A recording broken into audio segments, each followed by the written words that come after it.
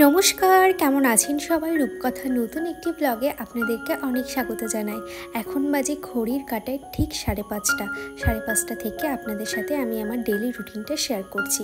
ঘুম থেকে ওঠার পর সকালের যা কাজ ছিল সেগুলো তো কমপ্লিট হয়ে গেছে, আর এই কটা দিন না সকালের বাসি কাজগুলো শেষ করেই আপনাদের সাথে ব্লগটা শুরু করছি। তা না হলে না আমি পেরে উঠছি না। চা খাওয়ার পরে আর দেরি করিনি, তাড়াতাড়ি করে রান্নার কাজগুলো করে নিচ্ছি। আজকে জানেন তো আমাদের বাড়িতে রান্না পুজো, সেই জন্য সকালের প্রিপারেশনটা যদি আমি আগেই করে রাখি তাহলে কিন্তু রাতের জন্য আবার অনেক কিছু জোগাড় করতে হবে, সেই কাজগুলোও না হলে লেট হয়ে যাবে। পরের দিন যেহেতু লক্ষ্মী পুজো, সেজন্য খই নাড়ু এগুলোকেও রেডি করতে হবে। আপনারা অনেকেই বলেছেন যে দিদি সকালবেলা চা খাবেন না, খালি পেটে চা খাওয়া একদমই ভালো না, সকালবেলা ব্রেকফাস্ট করে তারপরে চা খেতে।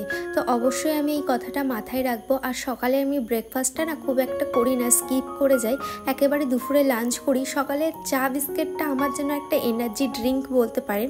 তো চা বিস্কিটটা খেয়েই আমি সারাদিন কাজ করি, দেন দুপুরবেলায় লাঞ্চ করে নিই। তবে এই জিনিসটা আর করা যাবে না, আমি বুঝতে পারছি আমার নিজের শরীরও খারাপ হয়ে যাচ্ছে।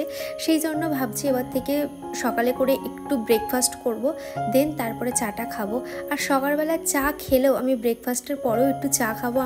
আমার চায়ের প্রতি ভালোবাসাটা এমনই। এখানে রান্নার জোগাড় করে নিচ্ছি, সবজিগুলোকে কেটে নিচ্ছি। আজকে হবে আলু উচ্ছে ভাজা, আর প্রথমে ভেবেছিলাম আজকে পটল চিংড়ি করব, তারপরে দেখলাম যে মাছ এনেছে, তো ভাবলাম মাছের ঝোলই করি, সেই জন্য আলুগুলোকে ওইভাবে কেটেছি। আপনাদের সাথে তো বললাম যে আমি খুব ভোরে আজকে ঘুম থেকে উঠেছি।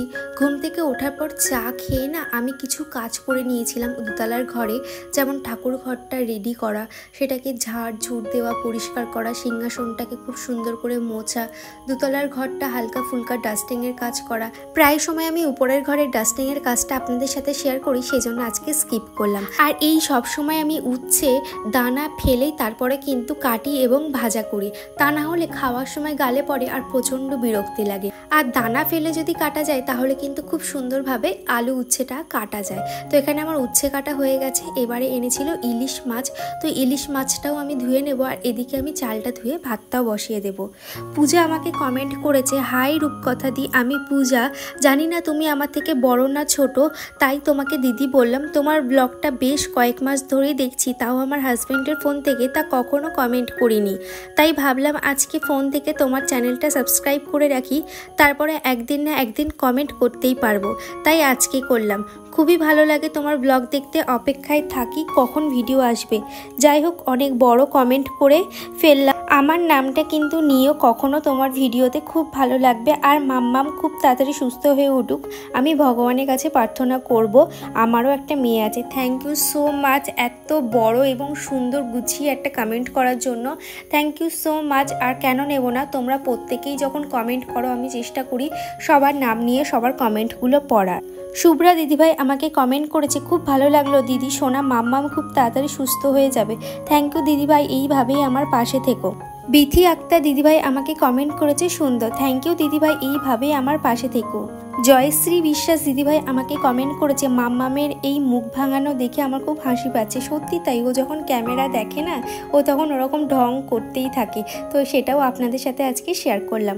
ঝর্ণা রয় দিদিভাই আমাকে কমেন্ট করেছে, আজকে সবার প্রথমে তোমার ভিডিও দেখলাম বোন, সত্যি বলছি এত ভালো লাগে তোমার ভিডিও, মাম্মামের জন্য অনেক ভালোবাসা, ভালো থেকো বোন। থ্যাংক ইউ দিদিভাই, তুমিও ভালো থেকো, আর মাম্মামকে এইভাবেই তোমরা ভালোবাসা দিয়ে যেও, আর ঠাকুরের কাছে প্রার্থনা করো ও যেন একটু কম ভোগে। রুমা বিবি দিদিভাই আমাকে কমেন্ট করেছে, দিদি তোমার গ্যাস ওভেনটা কোথা থেকে নিয়েছো আর কত দাম নিয়েছে গো? আমার খুব ভালো পছন্দ হয়েছে, আমি এটা ফ্লিপকার্ট থেকে নিয়েছি, তুমি যদি লিঙ্ক চাও আমি নেক্সট ব্লগে আমার গ্যাস ওভেনের লিঙ্কটা দিয়ে দেবো। আর খুব ভালো, আমি অনেস্ট রিভিউ দিচ্ছি, 1 বছর আমি ইউজ করছি, ভীষণ ভালো। আপনারা চাইলে এরকম গ্যাস ওভেন নিতে পারেন। রান্নার কাজ সেরে এখন উপরে ঘরে চলে আসলাম, উপরে ঘরটা ঝাঁটঝুট দিয়ে নিচ্ছি। আর এদিকে যেহেতু পুজোর জিনিস জোগাড় করে রেখেছি, সেই জন্য আজকে উপরে ঘরটা হালকা করে মুছেও নেব। মাম্মামকে খাওয়ানো হয়ে গেছে, আর রান্না বান্না যা কাজ ছিল সমস্তটা আমি করে নিয়েছি। বাইরে পড়ছে ঝমঝমিয়ে বৃষ্টি, মানে সেই সকাল 10:30 থেকে বৃষ্টি শুরু হয়েছে, এখন বাজে 2:02, তো এখনও কনস্ট্যান্ট বৃষ্টি হয়ে যাচ্ছে, পিছনে পুরো জল জমে গেছে। আর রাতে আছে আমাদের রান্না পুজো, তো সেই প্রিপারেশনও নেওয়া হয়ে গেছে। আর আগামীকাল আছে আমাদের বাড়িতে লক্ষ্মী পুজো। তো সব মিলিয়ে মিশিয়ে আমি আর শাশুড়ি মা তো পুরো নাজেহাল অবস্থা, যতটা পেরেছি আপনাদের সাথে শেয়ার করেছি। আর কত কি করছি না করছি, রান্না পুজোটা কিভাবে হয়, আমরা কিভাবে করি, আর কালকে যদি লক্ষ্মী পুজোটা নিতে পারি অবশ্যই আপনাদের সাথে শেয়ার করবো, কারণ আমার ফোনে স্পেস নেই। তো যাই হোক, আজকের ভিডিওটা আজকে আমাকে এডিট করে নিতে হবে।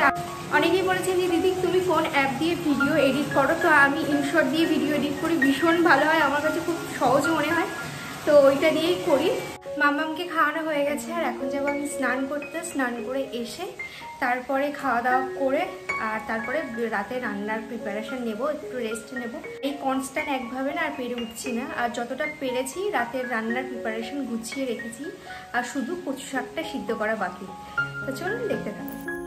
স্নান হয়ে গেছে, স্নানের পরে দেখুন রাতের জন্য কিন্তু এদিকে চাল কুমড়ো যেগুলো ভাজা হবে, আলু, কলা, নারকোল সবটাই কিন্তু রেডি করে রেখে দিয়েছি। আর এদিকে আমাদের পুজোর জোগাড়ও হয়ে গেছে। এই যে প্লাস্টিকের গাঁদা ফুলগুলো, এগুলো আনতে বলেছিলাম ডেকোরেশনের জন্য। আর এই যে আমার কৃষ্ণ ঠাকুরের জন্য একটা বাঁশি নিয়ে আসা হয়েছে, ভীষণ ভালো লাগছে দেখতে, কখন যে কৃষ্ণ ঠাকুরটাকে সাজাবো সেই চিন্তা। তো আর এই যে একটা থালা গ্লাস কিনে আনা হয়েছে, আর এখানে কিছুটা রাধা কিনে আনা হয়েছে। তো রাধাগুলো দিয়ে সিংহাসনটা ভাবছি সাজাবো, সবটাই আপনাদের সাথে শেয়ার করবো। আর এদিকে বিকেলবেলা একটু রেডি হয়ে গেছি, বিকেলবেলা যাব একটু দোকানে, দোকান থেকে কিছু কাজ আছে সেগুলোকে মিটিয়ে তাড়াতাড়ি চলে আসবো। মাম্মামকে রেখেই যাচ্ছি, তো তার আগে ভাবলাম ঘরের পর্দা টর্দাগুলো দিয়ে যায়, তা না হলে না মশা ঢুকে যাবে। এই যে এদিকে নারকোল কোরানো হয়ে গেছে, এখন করব নাড়ু। তো নাড়ুর প্রিপারেশনটা করে নিচ্ছি। ওদিকে আমাদের খই মাখাও হয়ে গেছে, আর দেখুন একটু চোখের আড়াল হয়েছে আর একটু তলায় লেগে গেছে। এই যেখানে কি সুন্দর সুন্দর করে আমার এই নাড়ু পাকাতে ভীষণ ভালো লাগে, তো একটু নাড়ু পাকিয়ে নিচ্ছি। আর মাম্মাম কিন্তু এই ফার্স্ট টাইম নাড়ু করছে, কেমন হচ্ছে ওর নাড়ুগুলো অবশ্যই কিন্তু কমেন্টে জানাবেন মিমিরা।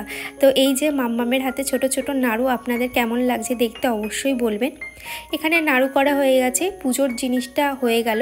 এইবারে হবে আমাদের পুজোর রান্নাগুলো।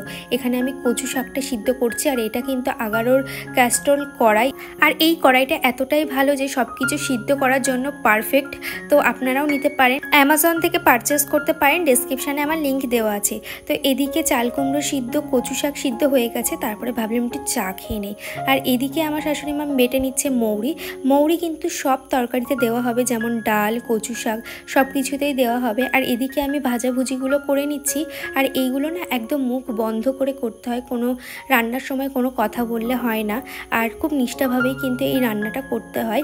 আর এই যে এদিকে আমার মাছ ভাজাও হয়ে গেছে। আর আগামীকাল যেহেতু আমাদের বাড়িতে লক্ষ্মী পুজো, সেই জন্য এইসব রান্নাবান্না করে না পুজোর কিছু জিনিস গুছাতে হবে, তো ভাবছি সেগুলোও গুছিয়ে নেব, একেবারে স্নান করবো একটু তারপরে। আর এদিকে কচু শাকটাও হয়ে গেছে। আর রাত প্রায় ওই 10:30 পর্যন্ত আমরা এই রান্নাবান্না করেছি, ভীষণ কষ্ট হচ্ছিল।